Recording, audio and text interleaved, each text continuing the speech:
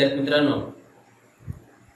पवन वाघ academy या YouTube चॅनलमध्ये मी Rathod sir आपलं स्वागत करत आहे। विद्यार्थी मित्रांनो, आपण जो कालचा एक पूर्वीचा जो व्हिडिओ झाला त्या व्हिडिओमध्ये आपण बालभारती मराठी इयत्ता 8वी या पाठ्यपुस्तकातलं जो पाठ्यघटक 2 नंबरचा आहे, माझ्या देशावर माझे प्रेम आहे, हे आपण पाठ्यघटक काल काय करत होतो, अभ्यासत होतो।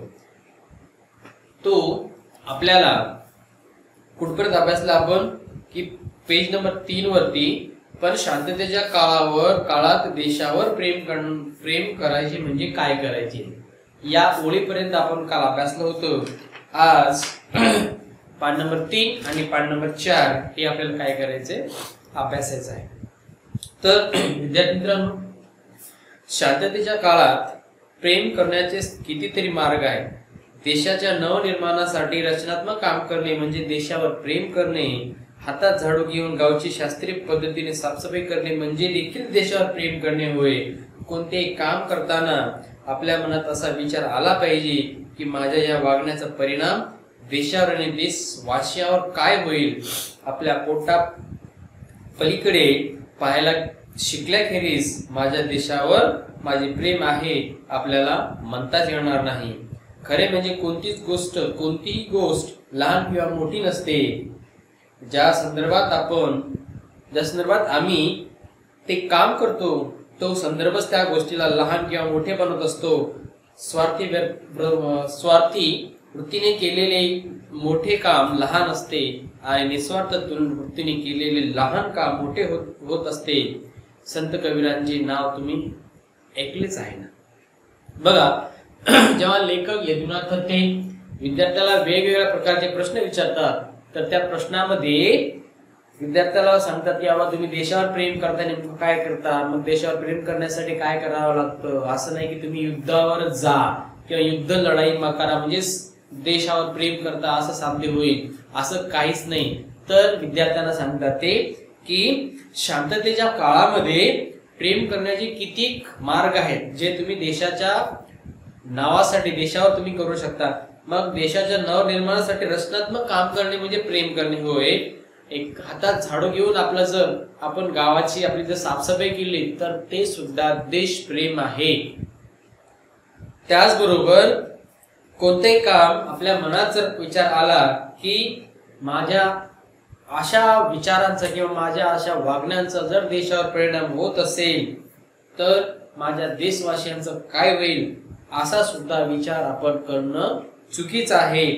त्याचबरोबर आपल्या पोटा पलीकडे पाहायला शिकल्याखेरीज माझ्या देशावर प्रेम आहे म्हणजे मी फक्त माझ्या स्वतःपुरता विचार न करता समाजाचे विचार करणं हे सुद्धा महत्वाचं आहे।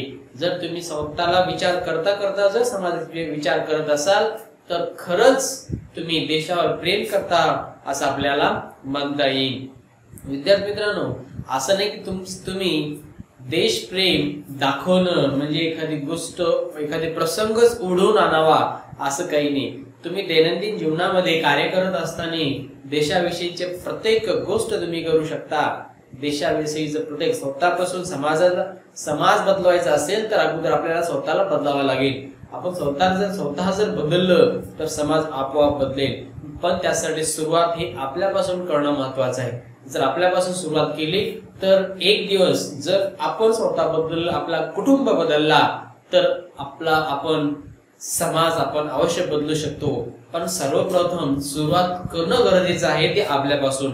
म्हणून आपण जर आपल्या समाजामध्येच आपण घाणीचे साम्राज्य करत असू किंवा विचाराची घाण आपल्या जर डोक्यामध्ये भरली असेल तर आपल्याला सर्वप्रथम ते विचाराची घाण आपल्या डोक्याच्या बाहेर काढता आला पाहिजे। मगच आपण काय करू शकतो, समाजासाठी आणि देशासाठी कोणतेतरी कार्य करू शकतो। म्हणून लेखक या ठिकाणी म्हणतात की तुम्ही जर तुमच्या शहरामध्ये तुमच्या गावामध्ये जर तुम्ही साफसफाई जर केली, घाण कचरा जरी काढला तर ते देशावर प्रेम असं आहे असं काय होईल, साध्य होईल। पण यामध्ये सगळ्यात मोठी गोष्ट या ठिकाणी लेखकाने सांगितली आहे, जर तुम्ही स्वार्थी वृत्तीने कितीही मोठं काम केलं, जर तुमच्या त्या कामामध्ये जर तुमचा स्वार्थ असेल तुम्ही देशासाठी कितीही मोठं काम करा, पण त्या कामामध्ये जर तुमचा स्वार्थ असेल तर ते काम खूप छोटं आहे, खूप छोटं आहे. पण त्याच जागेवर तुम्ही निस्वार्थी पद्धतीने किंवा निस्वार्थपणाने जर तुम्ही ते एखादी छोटंच काम करत असेल, एखादी छोटस जरी काम करत असाल, तर ते काम तुमच्यासाठी खूप मोठं असेल. त्यासाठी प्रत्येक काम जेव्हा तुम्ही देशासाठी जेव्हा करसाल तेव्हा ते काम काय करायचं, निस्वार्थ भावनेनं करायचं. या कामाच्या मागे माझा कोणताही स्वार्थ नाही. मी जे कार्य करतो ते कार्य फक्त देशासाठीच आहे आणि यामध्ये देशाचं भलं आहे. या उद्देशाने जर आपण कार्य केला तर निश्चित एक दिवस आपल्याला काय करता येईल की आपला देश हे आपला विकास, देशासाठी आपला विकास म्हणजे आपला हातभार, देशाला विकास करण्यामध्ये आपला हातभार जरूर लागेल, आपल्याला असं म्हणता येते. मग या ठिकाणी लेखक म्हणतात की जे निस्वार्थ पद्धतीने काम केलेलं, की निस्वार्थ वृत्तीने जे काम केलं ते काम मोठं आहे असं संत कबीर म्हणतात. त्याच्यानंतर तुम्ही संत कबीराचं नाव ऐकलंच असेल ना, असे लेखक विद्यार्थ्याला म्हणतात. विद्यार्थ्यांना हो ऐकलं ना, भरपूर ऐकले. ते शेले विणायचे आणि विणकारांसारखेच, ते शेले विणायचे इतर विणकारासारखेच, पण देशासाठी ते सनंग विणतो आहे अशा भावनेने विणायचे आणि म्हणून ते संपूर्ण अपूर्ण असायचे. आपण शिकतो आणि अध्यापक शिकवतात, परीक्षेत चांगले मार्क मिळावेत म्हणून शिकलेले आणि मुले संज्ञान व्हावेत म्हणून शिकवलेले, यात फरक असेल की नाही.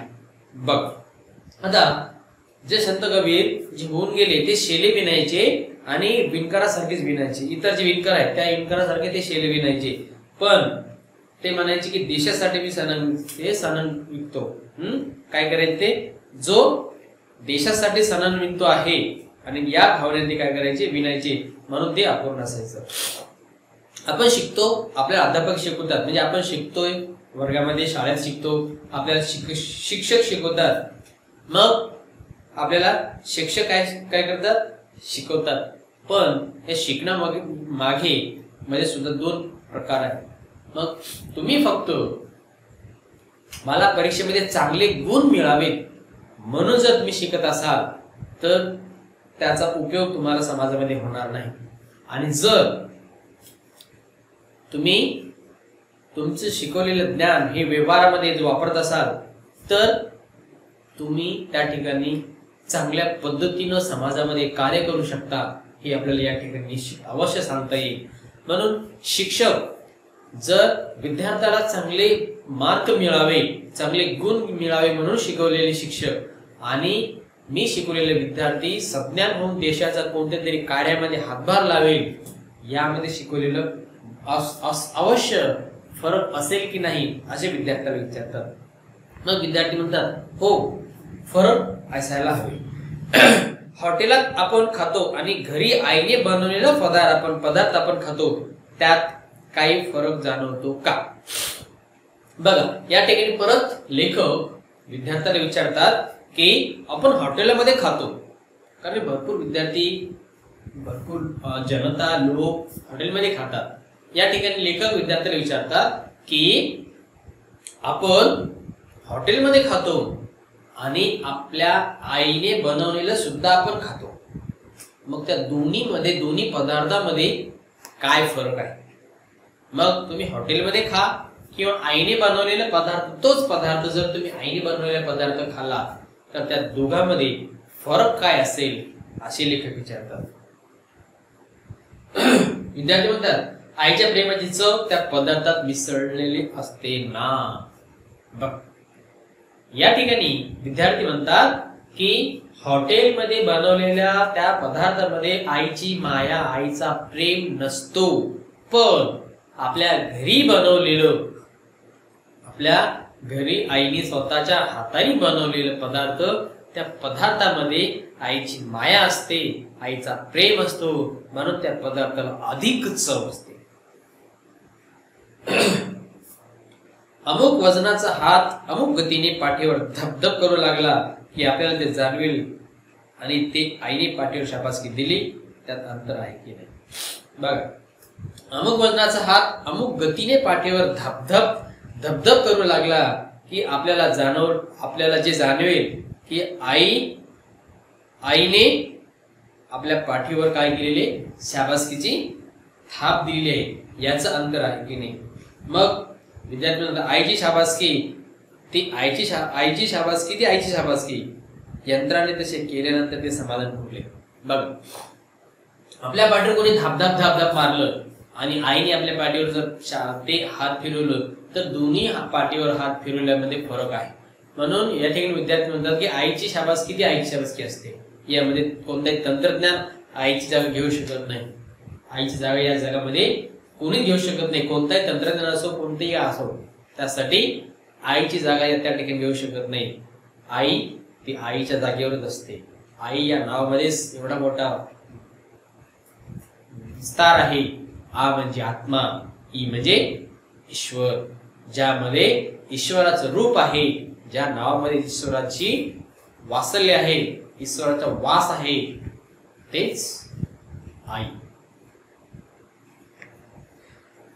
तेव्हा देशाचा व देश बांधवाच्या प्रेमाने आपण जे करू त्याची गुणवत्ता निश्चितच वेगळी असेल. ही जाणीव नसल्याने अनेक अडचणी आणि गैरसोय आपण निर्माण करू शकतो. एसटीच्या रेल्वेच्या कामगाराला, त्याचप्रमाणे प्रवासाला जर खरोखर आपल्या देश बांधवावर प्रेम असेल, आस्था असेल, तर गाड्या घाणच राहतील का? देशावरचे आपले प्रेम प्रत्येक बारीक सारी गोष्टी दिसून आल्या पाहिजे. बघा, जेव्हा देशाचा आणि देश बांधवाचा आपण जेव्हा विचार करतो तेव्हा त्याची जी गुणवत्ता आहे ती वेगळीच असते. मग ही जाणीव कशी की जर आपण एसटी असो किंवा जे बस आहे, त्याचबरोबर रेल्वेमध्ये जी कामाला लोक असतात, जे रेल्वे कामगार, मग त्याचप्रमाणे प्रवासाला जर खरोखर आपल्या देशाबद्दल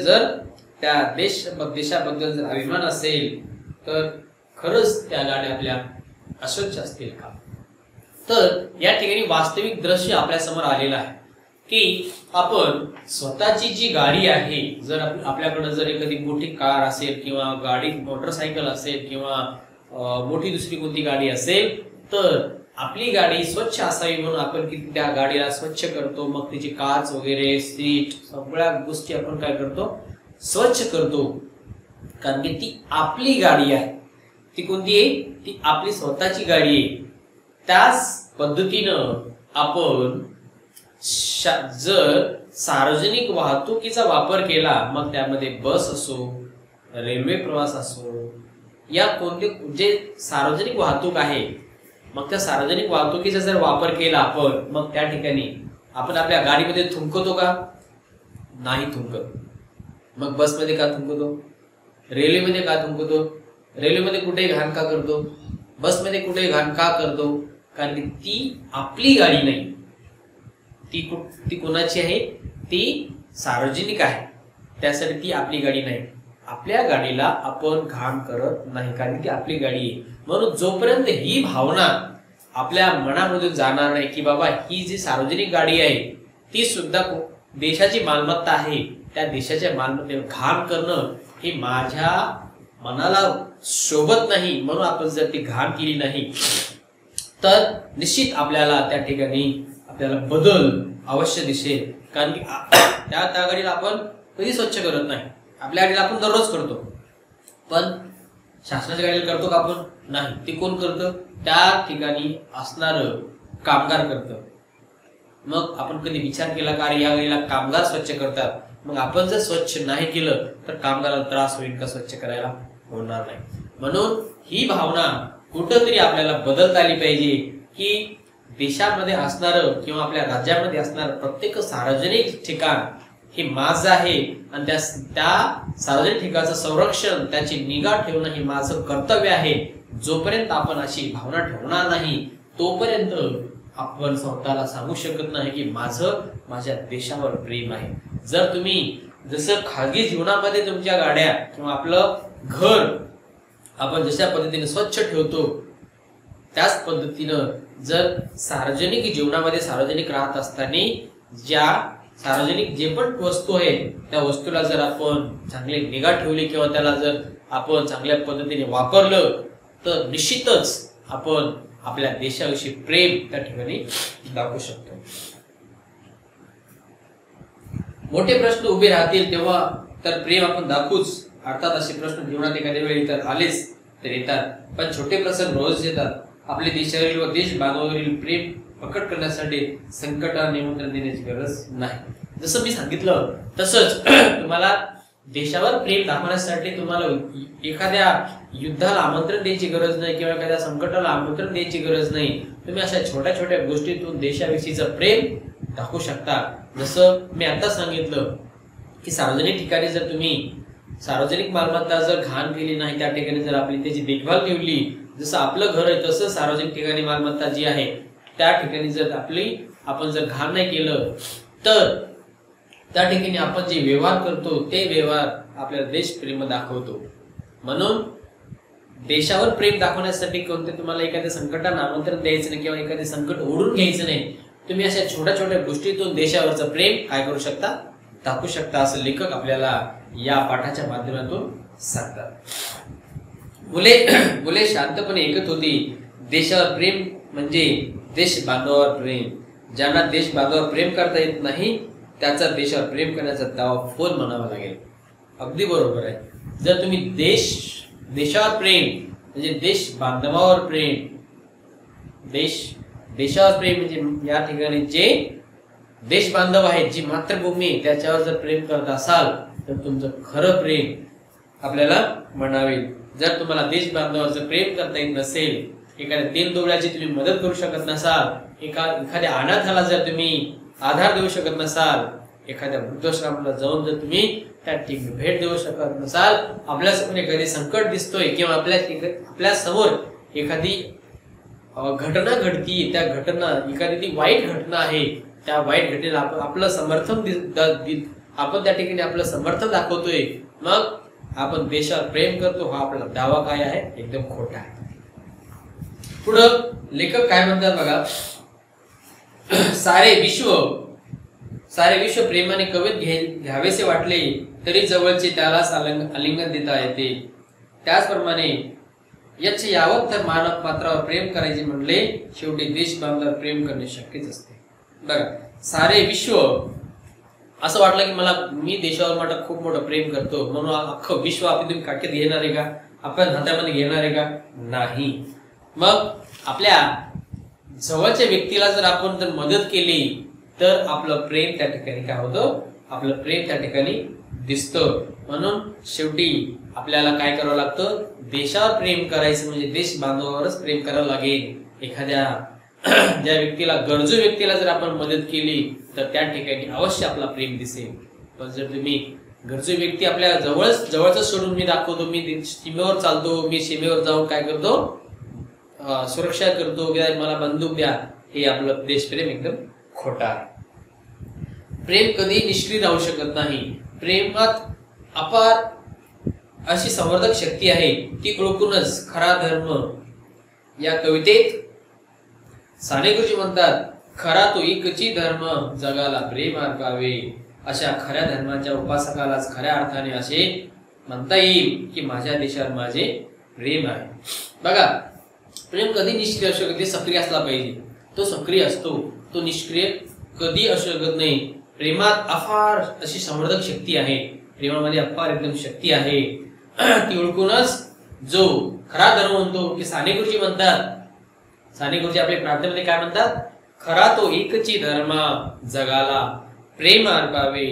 म्हणजे जगामध्ये एकच खरं धर्म आहे, जो तुम्ही एकमेकाला प्रेम देत असाल तर तो तुमचा खरा धर्म आहे. बघा, जे अशी गोष्ट ज्या व्यक्तीच्या आचरणामध्ये येते, जो व्यक्ती असं स्वतःला मांडलेला आहे की खरा तो एकची धर्म जगावाला प्रेम अर्पावे, खऱ्या अर्थाने जर असा जो उपासक आहे त्या उपासकालाच आपल्याला म्हणता येईल की माझ्या देशावर प्रेम आहे, आपल्याला असं म्हणता येईल. खरोखरच आपल्या देशावर आपले प्रेम असते तर आपली गावे अशी मलमूत्राने वाढलेली दिसली असते का, आपले डोंगर उघडे बोडके दिसले असते का, शस्य श्यामला माता असे फक्त राष्ट्रगीतातच घोषवायचे की ती भूमी शस्य श्यामल व्हावी म्हणून आपला घाम गाळायची तयारी ठेवायची. देशावर प्रेम करायचे तर देशाचे आजचे चित्र बदलण्याकरिता कंबर कसायला हवी. माझ्या देशावर माझे खरेखुरे प्रेम असेल तर प्रदूषणाच्या कचाट्यात गवसू नये यासाठी मी खटपट करायला नको.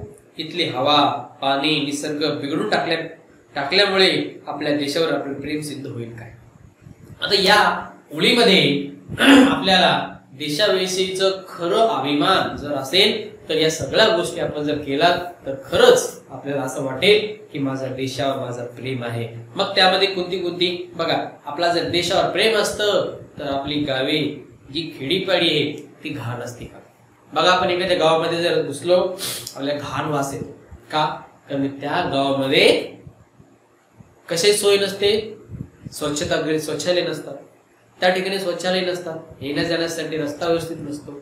मग त्या ठिकाणी या सगळ्या गोष्टी शौचालय नसतात. याचं कारण काय की त्या ठिकाणी आपण त्या प्रत्येक व्यक्तीला आपण त्या ठिकाणी सांगू शकत नाही की तुम्ही शौचालयासाठी बाहेर का जाता, तुम्ही शौचालय घरी बांधा आणि शौचालय वापरा. आपण सांगत नाही. का सांगत नाही हे सुद्धा आपण विचार केला पाहिजे. जर आपण तिथून सुरुवात केलं, आपले गाव घाण जर ठेवले नाही, त्याचबरोबर आपण आपल्या देशावर जर प्रेम करत असाल तर आपले डोंगरे असे उघड दिसले असते. आपण त्या ठिकाणी जर पाणलोटाचे क्षेत्राचे काम केले असते तर आपलं पाणी आपण त्या ठिकाणी मुरवलं असतं. आभाळातून पडणारं पाणी, आकाशातून पडणारं पाणी जर आपण तिथे मुरवलं असतं तर आपले डोंगर सुद्धा हिरवेगार दिसले असते.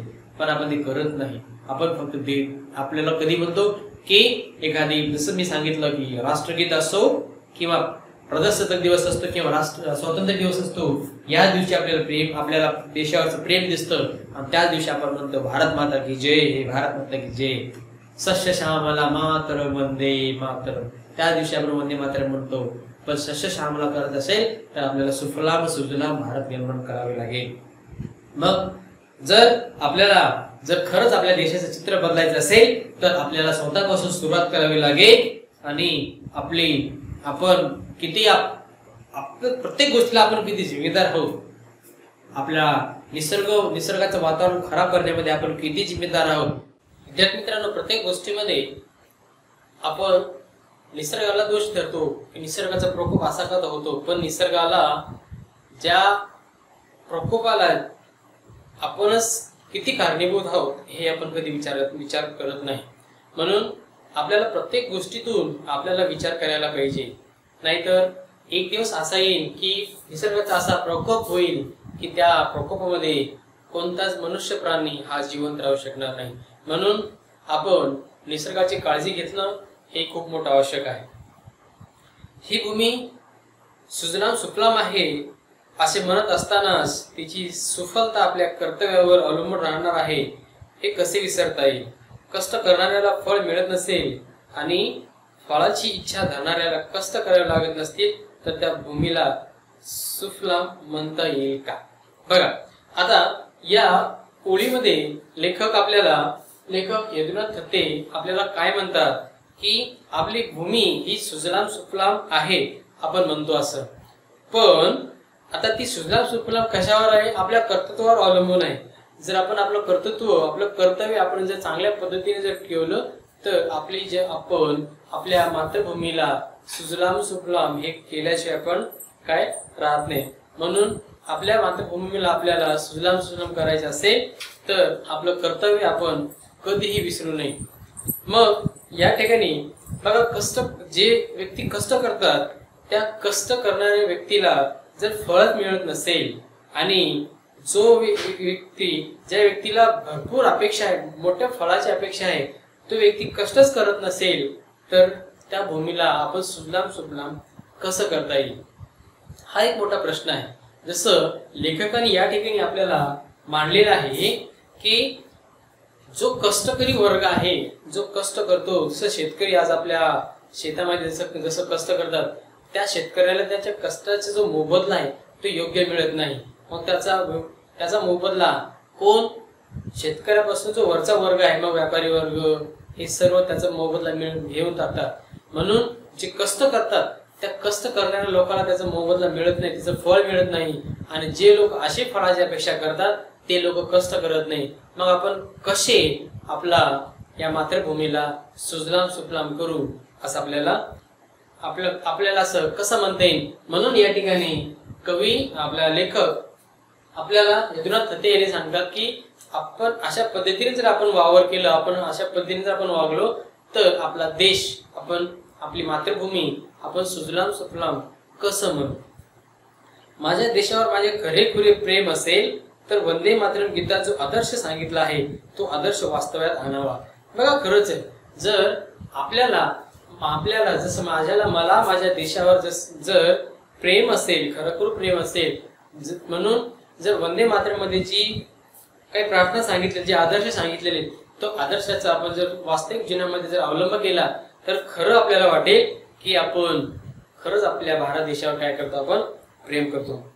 यासाठी धडपडण्याची प्रेरणा आपल्याला मिळाली पाहिजे. आपण जात, धर्म, वंश, भाषा यांना निमित्त करून आपसात भांडत राहिलो तर ते भारत मातेला रचेल का?